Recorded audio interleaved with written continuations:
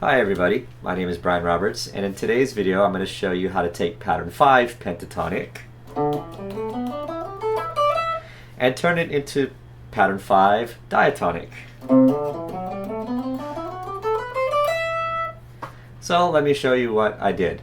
By now you should know how to play pattern 5 pentatonic.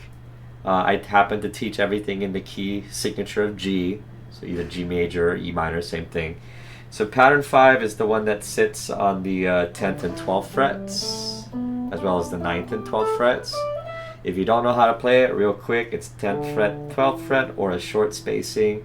10th fret, 12th fret, short spacing. Wide spacing of 9th fret to 12th fret, 9th fret to 12th fret, wide spacing. Short spacing 10 to 12, 10 to 12. So that's the pentatonic. So assuming you know that, we're going to add a couple notes to that. We're going to convert pentatonic, which means 5 tones, to diatonic, which I don't know what that means in Latin, but at the end of the day it means we're going to add 2 additional notes, taking it to the 7-note diatonic scale.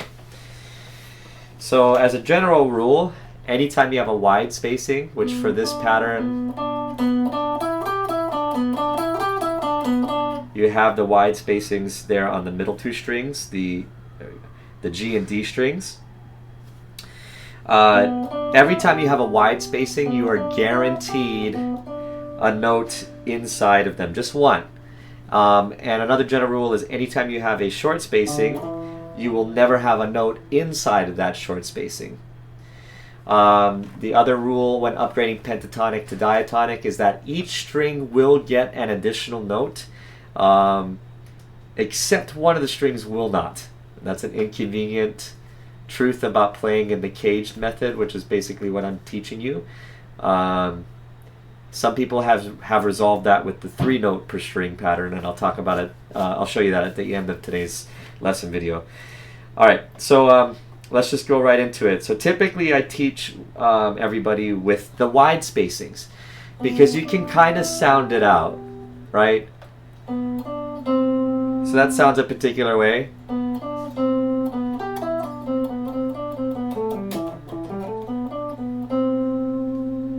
And so you can sound it out like that if you wanted to. But since this is just an online video, I'll just teach you how to play it. So the very first string, or rather string 6, your extra note lies 2 frets behind your lowest pentatonic note. So on the 8th fret.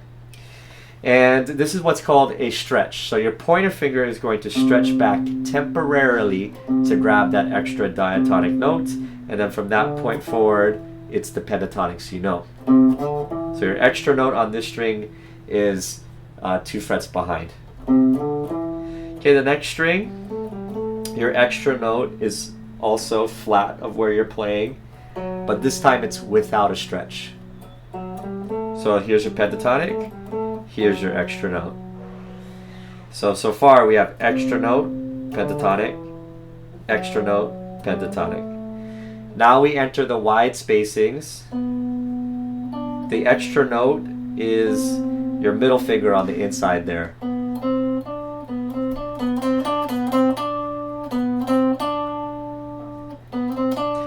So this is kind of nice. The first 3 strings are actually all the same fingers. You just have to remember to stretch back on the very first string.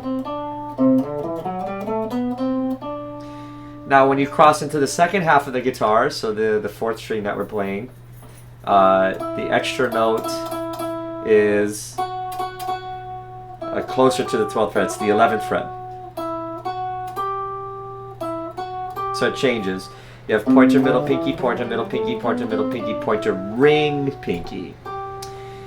So again, this is the pentatonic that you already know. The extra note is on this side. There's your extra note on that string. So the very next string is your pentatonic only string. So just those 2 notes. That's it. And then the last string, which is an E string, is a string you've already played. You played this on the low E string. You play the same thing on the high E string. So grand total, if you wanted to play with me, I'll play and let's see if you can do it. 3, 4.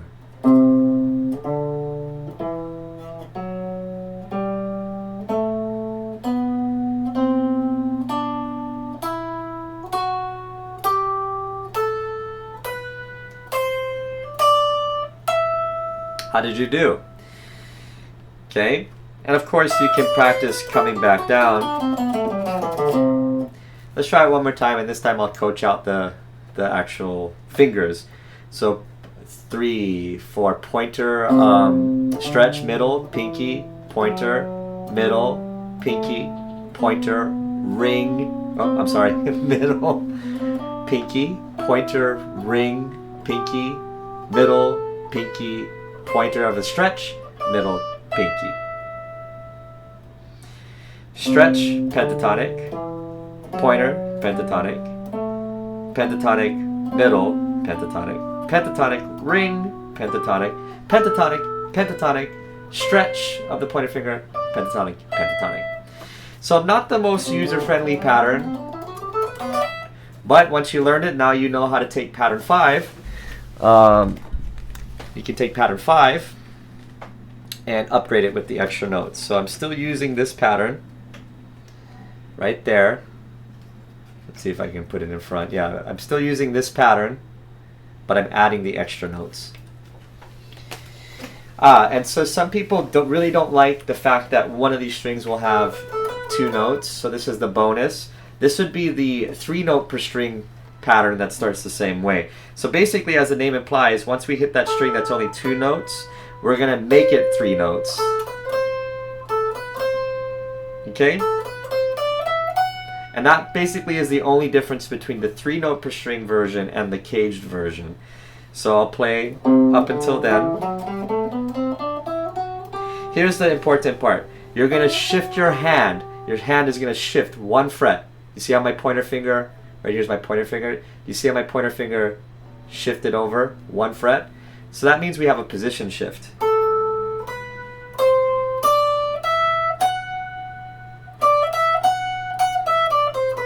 Position shift. So that's 3 notes per string.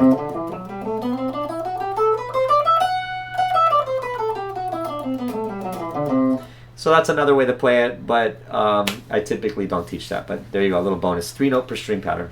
So there you have it. That is pattern 5, pentatonic in the key signature of G/E minor, upgraded to diatonic.